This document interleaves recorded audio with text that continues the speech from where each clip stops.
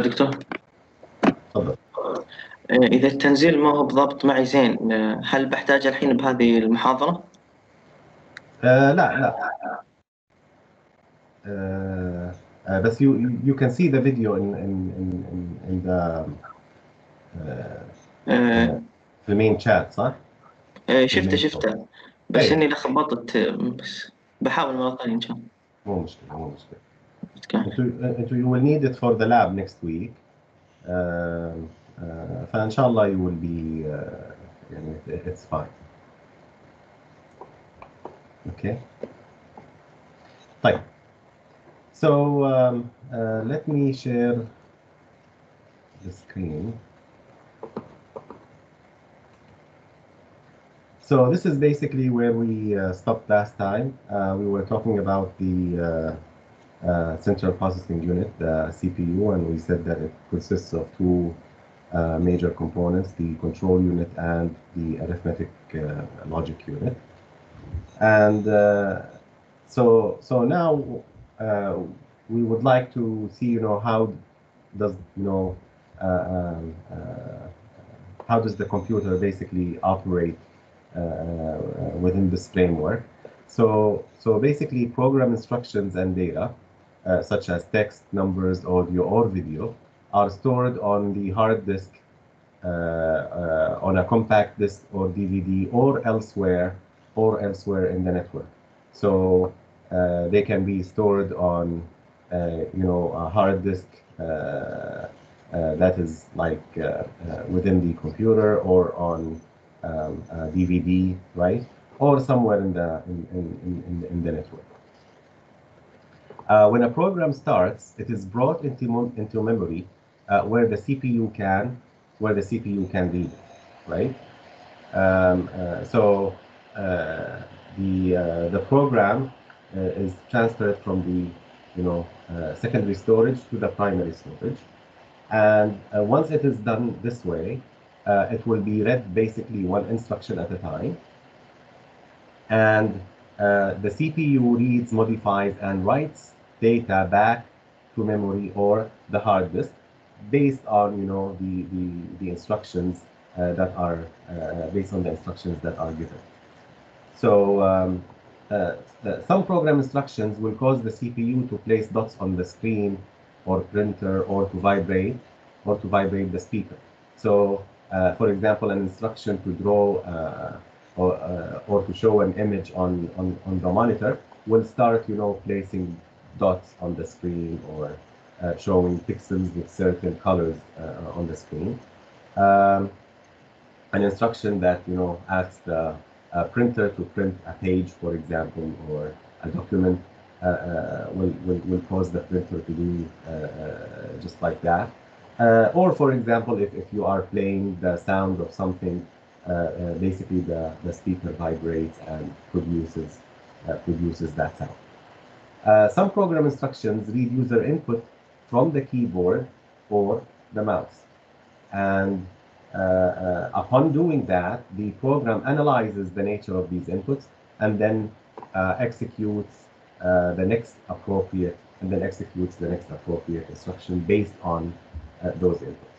Okay, based on those inputs. So this is kind of an overview of how the computer works. Any question before we proceed to our main feature of the course, the Python programming language? Right. Okay. So, well, high-level programming languages specify a large number of simple CPU instructions with much fewer understandable statements. Okay. What does that mean? Well, at the machine level, the computer works like, add these numbers, send this instruction. The instructions at the machine level are very basic. Okay, are very basic. So, for example, to display or to print something on the screen might require tens of instructions, tens of machine instructions. So what does the high-level programming language do? Well, the high-level programming language will take those tens of instructions and will replace them with one or two simple human readable instructions. Okay, simple human readable instructions. What will happen, for example, if we were to deal with the machine language instructions directly? Uh, you know, if we know that we need, hundreds and maybe thousands of instructions to do small or specific tasks, what could go wrong? Well, specifying CPU instructions can be tedious and error prone. You might not remember, all these instructions, right? You might not remember all these instructions. This is what a high-level programming language do. A high-level programming language will specify what you need in terms that you understand, and the compiler or the interpreter of the language will generate those instructions, and of course will not forget any one of them. Okay, and will not forget any one of them. So one very popular high-level language is Python, which was developed by this guy that you see in front of you, Guido van Rossum, in the early 1990s. Now, why did he develop Python? Well, he wanted a language suitable for writing smaller programs that may not run at optimal speed, that may not run at optimal speed. So basically, programming languages like C or Java tend, to emphasize code optimization and efficiency or efficient execution of programs. This was not his motivation. His motivation was, I want to do so many things using the simplest type of, code, or the smallest, number of commands or instructions, right? This was the idea behind Python. And definitely, inshallah, you will see it bi'idhnillah when we, go to C, and when we see, how do we, specify and run C programs, you will notice the difference. You will, some of you last semester said, we should have started with C because C is much more difficult. And my response to them was to the contrary. It's actually best to start with Python because Python is our main focus here. It is very popular these days. And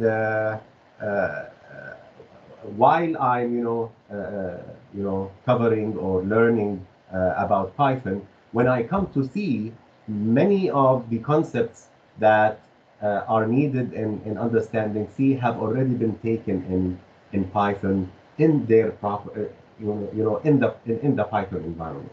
So our main focus here in this course is Python, but C is kind of another objective, which is basically for some of you who will do later, some programming, maybe with respect to real-time systems or related to hardware. They might also need C, or of course dealing with operating systems. Okay, but you will see, you will really appreciate the simplicity of the Python programming language. So some reasons for Python's success: simpler and cleaner syntax than Java, C, and C++. You can try out short Python programs in an interactive environment. When we cover C, even to solve the smallest problem, just like for example adding two numbers, you need to write kind of a full program that will, that needs to be compiled and run. Here, no, here you just add. Okay, here you just add, as simple as just add. It's very, as I said, it's very simple. Portable between computer systems. It's basically you don't have to do any changes in your source code or in your generated bytecode in order to run it from between different platforms. Okay. Right. Teacher, I Yes. have a question. What Fadal. about HTML? Is there a programming language? If yes, why there's not included with them with C and Python? Well, HTML, first of all, is not a programming language. It stands for Hypertext Markup Language. It's it's a language by which you display, text, images, or video in a web browser. It has, different. Uh, it's totally different. It's just basically, presentation thing. The things that you see maybe running on web browsers, behind them there is some other programming language like JavaScript or I don't know, Python, whatever. But HTML is something. Yeah. Okay, thank you. Right. Okay. So uh, so there are several ways of creating a computer program. We can use a text editor, just like, for example, Notepad. Everybody, maybe knows Notepad. You can open Notepad and you can write Python code. But يعني, as you write, you don't get any help, right? If you make a mistake, you wouldn't know that there is a mistake. Um, uh, Whereas, whereas there's another way of developing programs is basically using what we call an integrated development environment. You, some, Sometimes we say using an IDE, right? Using an integrated development environment. Now, in the integrated development environment, we basically have a lot of additional features that will help us write programs. Okay, that will help us write programs. So what we will do in this course is we are going to use Jupyter Notebook. Okay. Now details on installing it will be provided in the first lab. In fact, we had a nice session Monday night, and I had maybe 11 to 13 students attending with me, and we all installed, Jupyter on our machines. You can refer to that video on Teams. Inshallah, what I will be planning to do is I'm planning to download it, and I will maybe put it up on YouTube so that students from the other sections also, inshallah, will benefit. When we have our common Blackboard account up and running. Okay, so why Jupyter Notebook? Well, first of all, Jupyter Notebook is an open source web application. It's free, right? That allows you to create and share documents that contain live code, equations, visualizations, and narrative text. Okay. Now you can see me, running this presentation on the web browser, right? I'm already using Jupyter Notebook, and you will see, for example, in just a couple of minutes, that we are going to run Python code from within the Jupyter Notebook. Okay, we are going to run Python code from within the Jupyter Notebook. Right. So slides of this course have been developed using Jupyter. A big advantage is that we use the same platform to present and run Python code. So before, when we used to, teach C or Java, we will show the slide in PowerPoint, and then we have to use another program in order to run, certain pieces of code. Here, it's all in the same place. Okay. So let us look at our first Python program. This is, by the way, our first Python program. It consists of 3 lines, Any guess what is the first line? Comment. It's a comment, right? We will see that comments in comments in Python start with a pound sign or a hashtag, right? Starts with a pound sign or a hashtag. And then we have, two statements, print hello world and print hello. طيب. Any guess? By the way, this is just the code, right? This is just the code. Now, if I want to run it in Jupyter Notebook, I will enter Shift and then enter. If I hit Shift and then enter at the same time, this code will run. This code will run. So let me do that. So I will hit Shift and enter. And as you can see now, hello world is printed and hello is printed. Okay, fine. Any guess regarding, what does the print do? The print statement? Display the text. Type Huh? a string in the Type. terminal.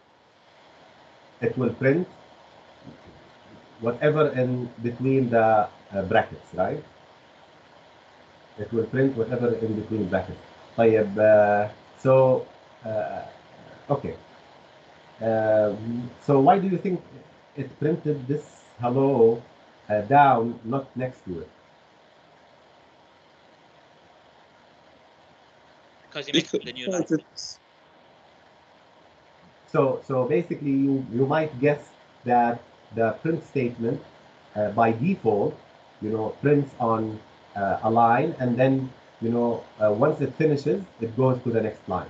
If you're going to print something else, it will not be printed on the same line, right? And that guess is absolutely correct. We will see actually the specification of the print statement in a few minutes. Okay, we will see the specification of the print statement in a few minutes. So for example, this is a Java code, right? Can I change it? Yes, of course. I can say here, hello class, and if I press Shift Enter, look at this. That's why, this is Jupyter Notebook is a very nice environment. Okay, and as you can see here, Python is a very nice programming language. I just need to give it what I want, and it runs. I don't have to, write specific, certain types of codes and then compile and then run. No. Shift Enter and you're done. Okay, Shift Enter and you are done. Any questions so far? Doctor, تفضل. can I use PyCharm instead of Jupyter Notebook? Can we use PyCharm? Of course, we can use PyCharm. The only thing is the homework assignments. You will be doing the homework assignments on Jupyter Notebook. And also your lab tasks. Your lab tasks will be done on Jupyter Notebook. So you need to be familiar with Jupyter Notebook. But if you want to write solve the problems in PyCharm and then move them to Jupyter Notebook, that's fine. Okay. Thank you. Right. So how do Python programs run? Well, the compiler reads your source code, that is the Python instructions that you wrote, all at once. Okay. It makes sure that there is no quote-unquote syntax error, that you did not have a syntax error in the whole code. Then the compiler translates the instructions into what we call bytecode. Okay, so this is my source file. We make sure that my source file, is correct, and then, or basically the source file is entered into the compiler that makes sure that the syntax is correct, and then it produces a bytecode, which will be basically run in the virtual machine. So any necessary libraries are automatically located and included by the virtual machine. So the virtual machine, when they see the bytecode instructions, if some of the bytecode instructions require, some library functions or some library modules that are predefined, it will fetch them to the virtual machine. Okay, it will fetch them to the virtual machine. For example, the print function, the implementation of the print function, is basically, exists in one of those library modules. So whenever it sees, print something, it will go to that library module. It will, bring those instructions, and then it will put that string in its proper place in order to be executed or shown on the screen. Of course, then the virtual machine executes that bytecode. The virtual machine executes that bytecode. Right. So, um, uh, so let's analyze our first. Program. So this is my first Python program, right? And it says here print hello world. It says print hello world. Okay. So let's see here. So what is the first line as we said? Oops. What is the first line as we said? The first line is a comment. Huh? So comments start with a pound or a hash sign and are not considered statements. Okay? So everything is ignored after the hash. Everything is ignored. Okay? Everything is ignored. Right. Question. Do I have to have a space between the pound and the first thing that I write? What do you think?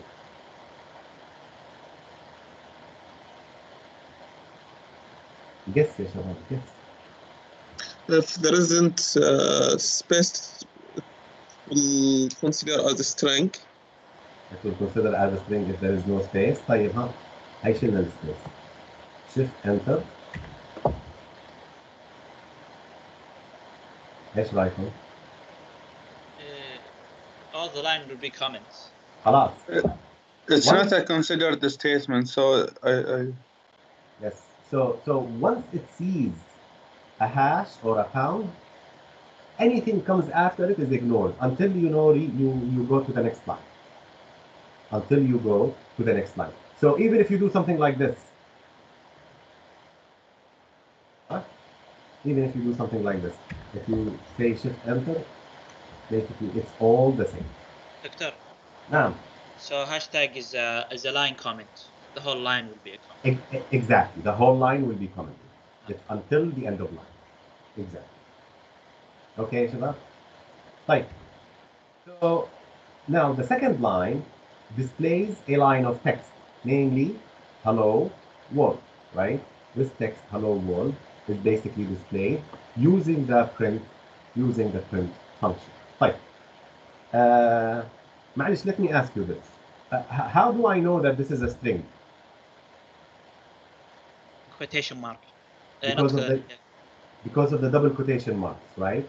Because of the double quotation marks, we know that this is a string, and it is actually called a string. So you see here, hello world is called a string. And how do we know it's a string? Well, because we specified it between two double quotations. Okay, between two double quotations. Like, what is a function? Well, a function is a collection of programming instructions that carry out a particular task. For example, the print function. The print function, what is the particular task that it does? Well, the particular task that it does is it will print, in some form, whatever is in between the brackets. Whatever is in between the two brackets. Okay? Right. So to use or call a function in Python, you need to specify the following. First, you need to specify the name of the function you want to use. So in our case, what is the name of the function? Well, the name of the function is print. Okay, the name of the function is print. Right. Now, any values the function needs to carry out its task are also or might also be needed for the function, right? And in this case, what did we? Which value did we use? Basically, we used this string value, right? We used this string value. Now, what do we call this string value, or what do we call whatever is in between brackets that is associated with a function? The technical term for such a value is an argument. Is an argument. So we say that, you know, hello world is an argument of the print function. Hello world is an argument of the print function. So arguments are enclosed in parentheses. Does that mean that I can have more than one argument? Well, it depends. It depends on the function. Some functions may take more than one argument. Some functions take only one argument. Some functions take exactly two arguments. Some functions take, you know, 0 or more arguments. And guess which function takes 0 or more arguments? What are the functions that you have seen so far? Print. Print. Print. The print takes 0 or more. Okay, the print takes 0 or more arguments. So the number of arguments required really depends on the function. Okay, really depends on the specification of the function. And how do we separate the arguments? Well, we separate the arguments using commas. Okay, we separate between arguments using commas. So let's first look at the specification or the syntax of the print statement. Who can tell me what do we mean by syntax?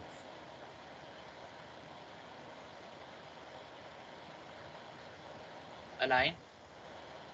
A line. لا. What do we mean by syntax? A single set of lines that we execute. A set of lines that, well, that's a piece of code, huh? Our code fragment. But syntax, what does syntax mean? Syntax means, you know, what is the structure of the statement?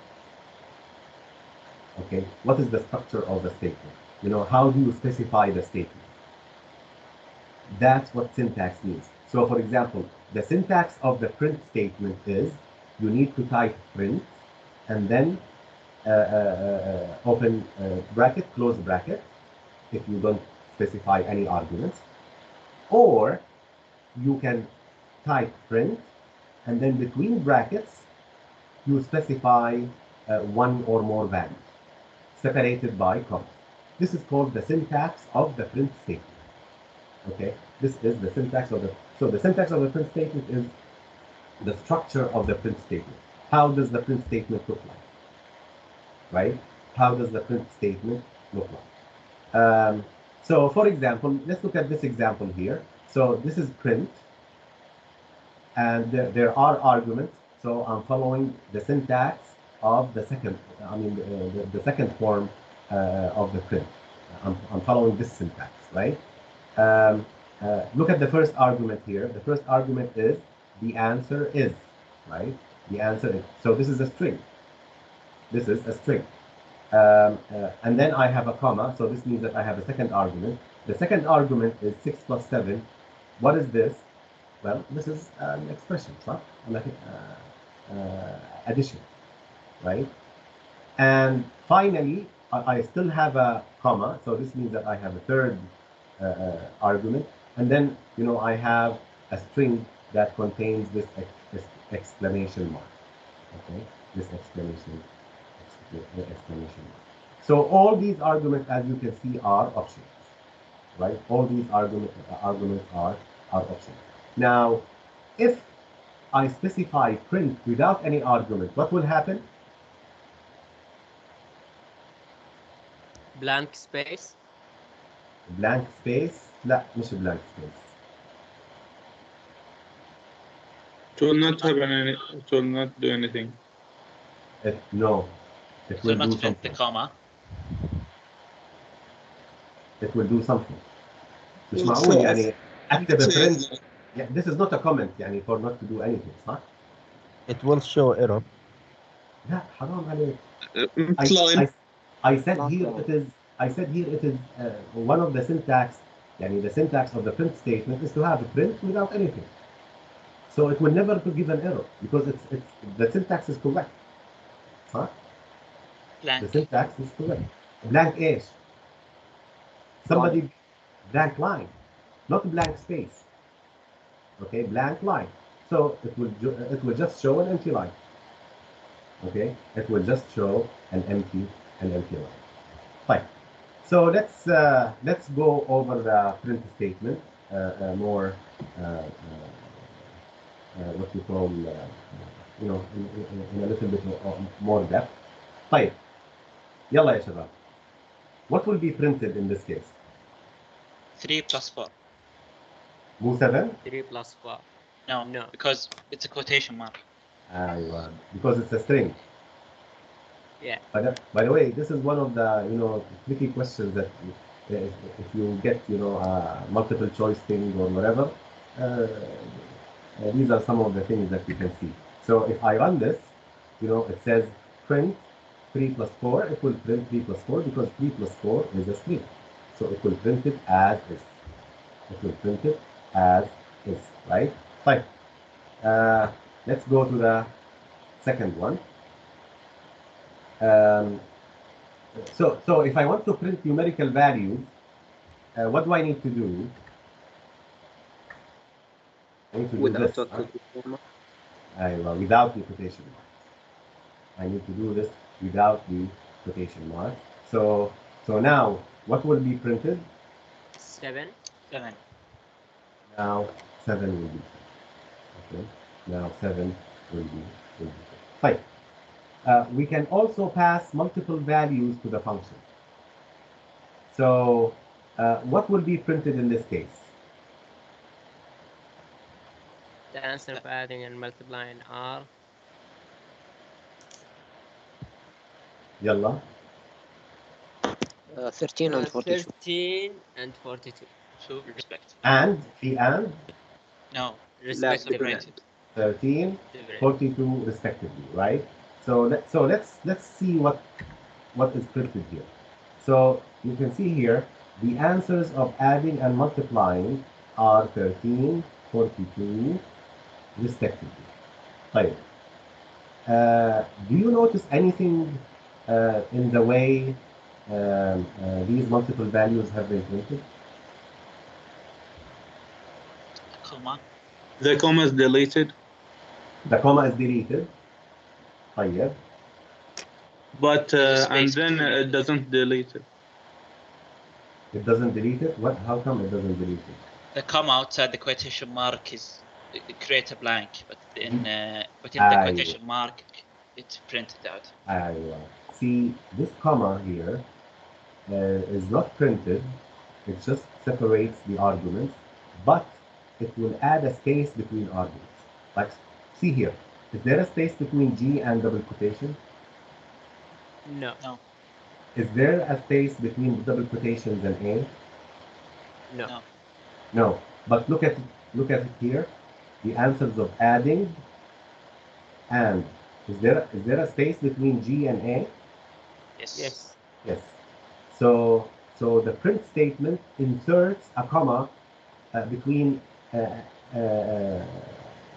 every two arguments. Okay, between every two arguments. In fact, let's see. Does it add a? Do you see a space added after respectively? No. I just I'm taking it all the way. There is no space added. So always the space is added whenever there is a comma, right?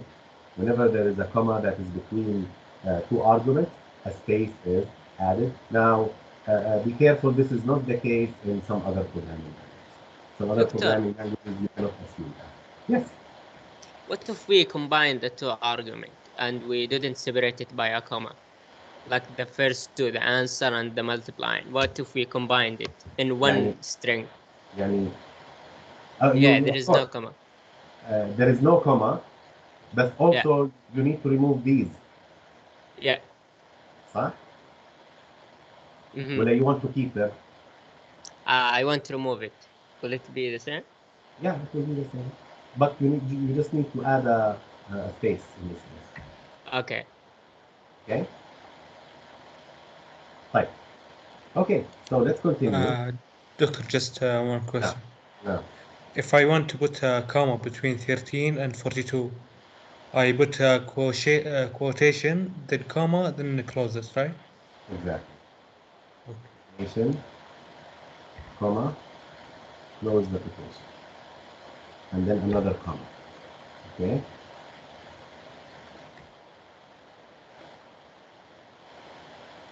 واضح؟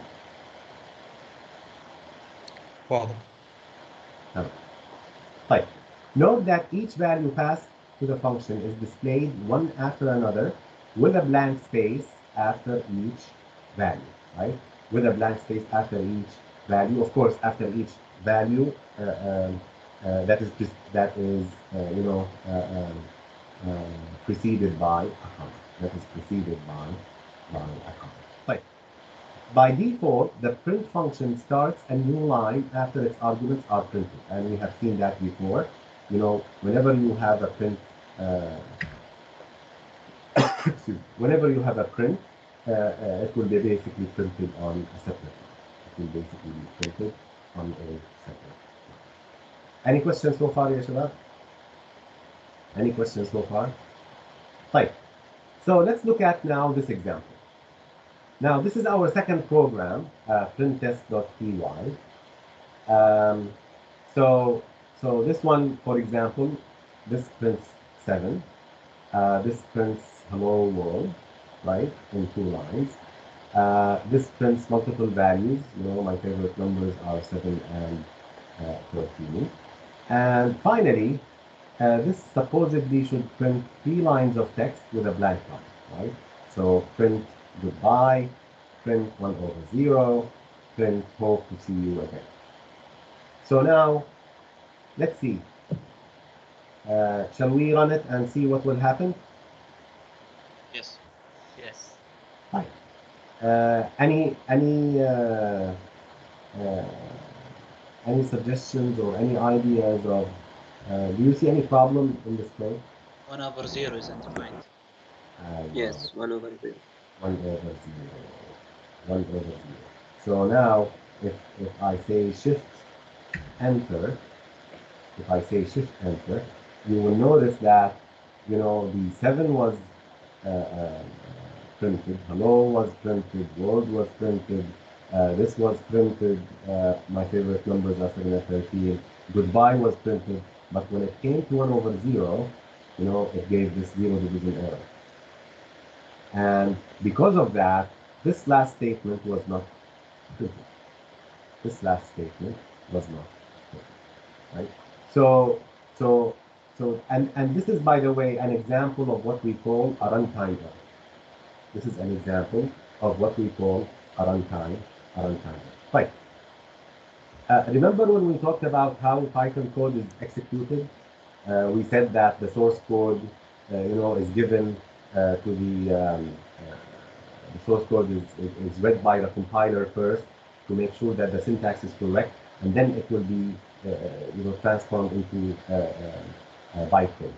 In this case, there was no syntax error. There was no syntax error.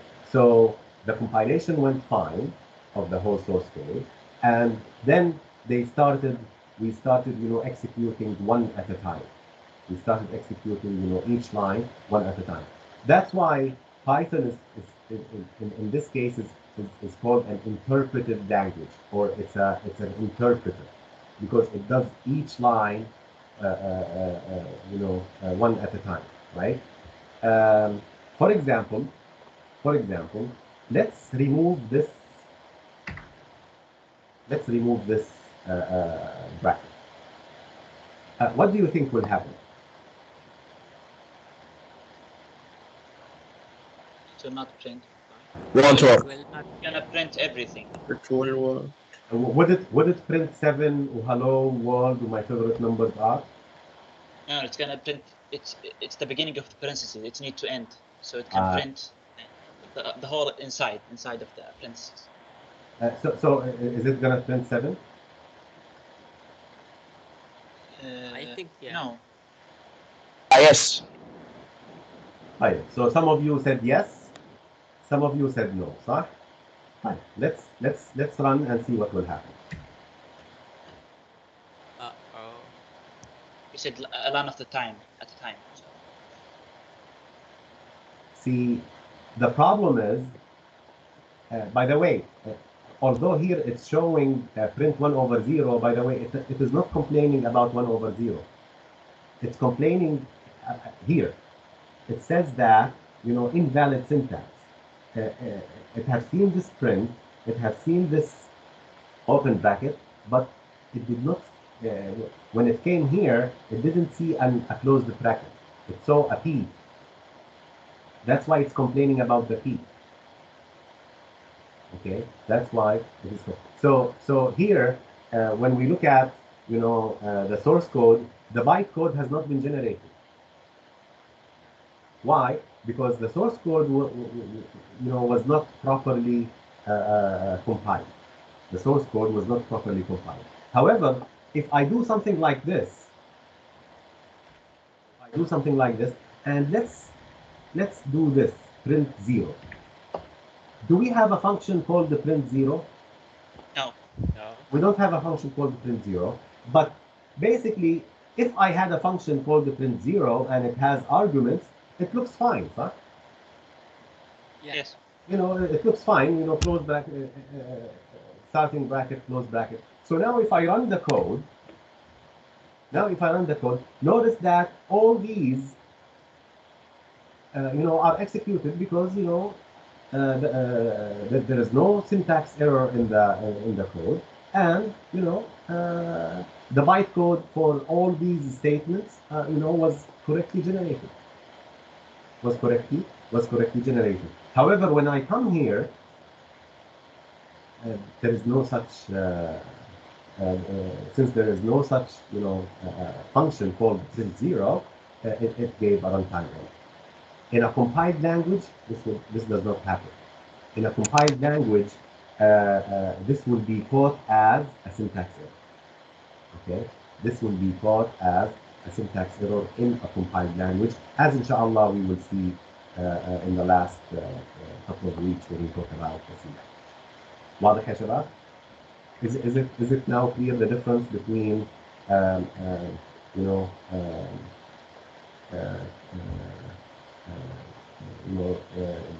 runtime error and a syntax error, which will be, by the way, is what is covered here, right? Errors.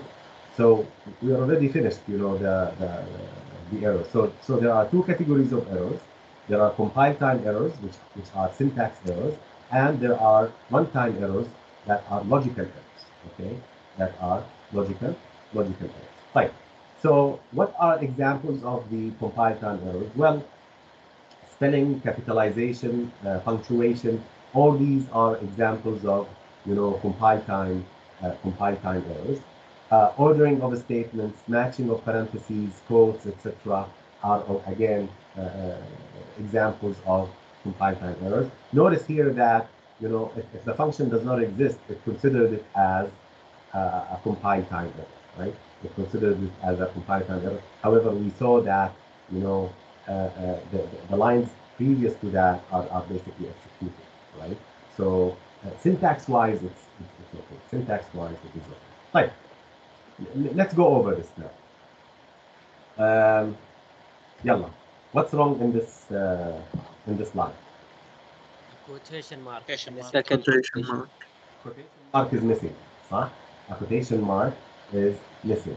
So if I add the quotation mark, then it will run.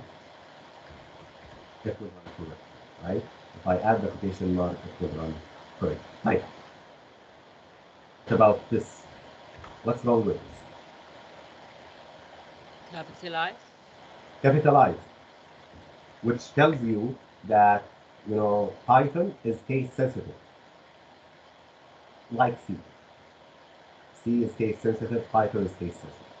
Okay, so a print is basically it has to be, you know, a small p, not a capital P. Right. What's wrong here? Quotation mark. Different quotation mark. See, different type of quotation. Now, when we take strings, we will notice that, you know, this is a correct string.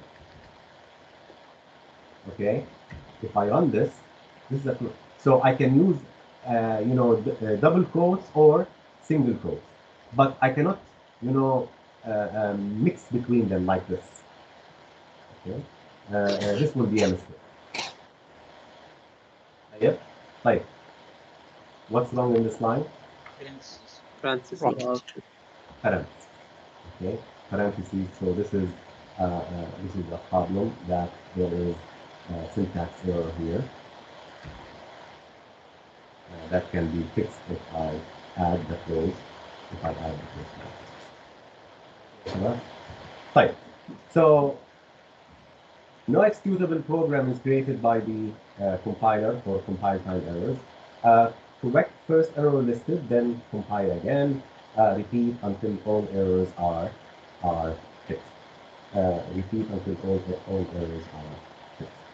Okay.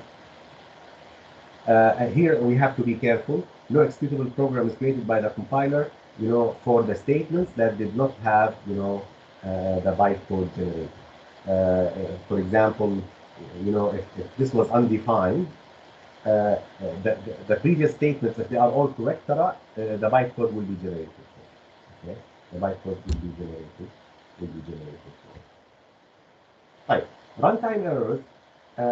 Basically, the program runs but produces unintended results. Okay, these are called runtime errors. And in some cases, the program may crash. In some cases, the program may not crash. So, for example, let's look at this line. Did the program crash? Huh? No. No, it did not crash. Does it have a mistake? No. No. Read. Yeah, word. This is word. This is not word. Oh, you mean this kind of mistake? Okay. Yes. Well, it's a logical mistake. I mean, I should be saying hi to the world. I'm saying hi to a word. Huh? Yeah. So that's a mistake. It did not generate a runtime error. The program did not crash, but it is an error. Right? It is an error. What about the second one? It's undefined. 1/0. It's one to print. Well, 1/0 is undefined. Undefined. Did it cause the program to crash? Okay. Yes. Yeah. Yes. It caused the program. طيب, in your opinion, which one is harder to find? Syntax errors or compile time errors or runtime errors? Runtime. Runtime. Runtime errors. Runtime errors are much harder, right? I mean, imagine you write a program, it doesn't crash, but all your results are wrong. طيب, where are you going to search? You search everything. You have to search everything. You have to go over each line of code. Huh? You have to go over each line of code. So note that runtime errors are more troublesome. They are harder to find and fix because the interpreter cannot flag them for us. The interpreter cannot flag them for us. Okay? Right. So basically, regarding algorithm design, section 7, this is, by the way, self-reading. Go ahead and read it because you are going, because this topic will be discussed in lab 2. Okay, this topic will be discussed in lab 2. So make sure that you read section 7 in the first chapter of the book that, inshallah, I will give to you. I will post. So with this, we are done for today. This is the summary of what we have done in this whole chapter regarding computer basics and the Python programming language and regarding. Anybody has any question before I let you go?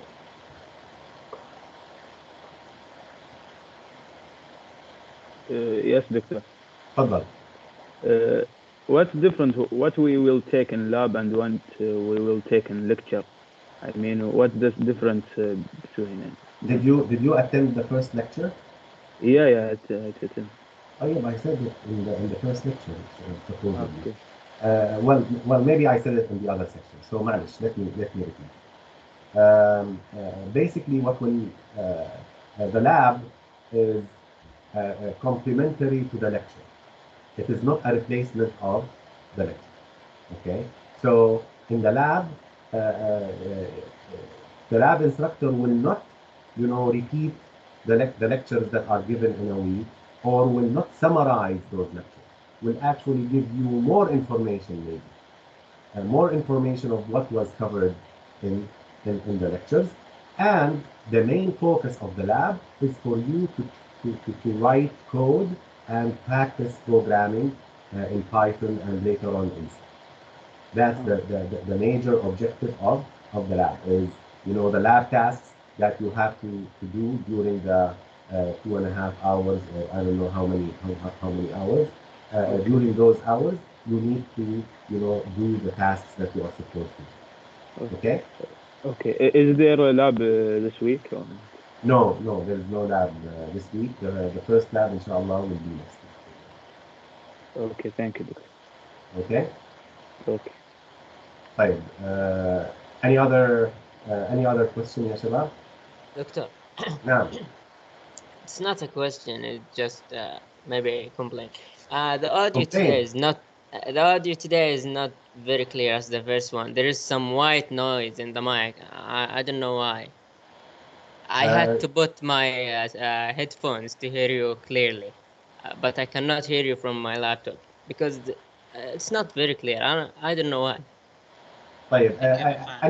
Anybody else have the same issue? Yes, Yes, we sir. have. Yes. We can hear you clearly,